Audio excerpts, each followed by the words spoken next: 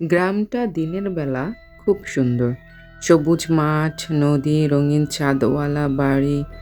কিন্তু রাত নামলেই এই জায়গার নাম বদলে যায়।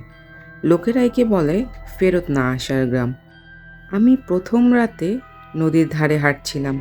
জলটা অদ্ভুতভাবে আলো দিচ্ছিল। চাঁদের আলো না, ভেতর থেকে আসা আলো।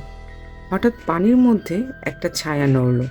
আমি ভাবলাম হাঁস হবে, কিন্তু যখন মাথাটা উঠল, ওটার মুখটা ছিল মানুষের মতো। চোখ দুটো ছিল ফাঁকা, কালো। আমি দৌড় দিলাম। পেছনে শব্দ, যেন কিছু একটা পানি থেকে উঠে আমার পিছু নিচ্ছে। গাছটার নিচে এসে থামলাম। হাঁপাচ্ছি, চারপাশে নিস্তব্ধতা। হঠাৎ গাছের ডাল থেকে একটা কণ্ঠ, শিশুর গলা। আপনি কি আমার মা দেখেছেন? আমি তাকালাম, কিন্তু সেখানে কোনো শিশু নেই, শুধু একটা পাখি। তার ঠোঁট খুলে আবার বলল, আপনি কি আমার মা দেখেছেন? আমার শরীর বরফ হয়ে গেল।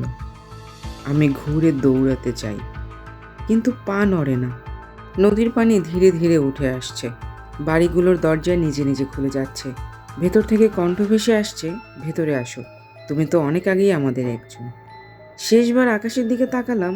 সূর্য নেই, চাঁদ নেই, শুধু কালো আকাশে লেখা একটা কথা, তোমার নামটা আমরা আগেই জানতাম।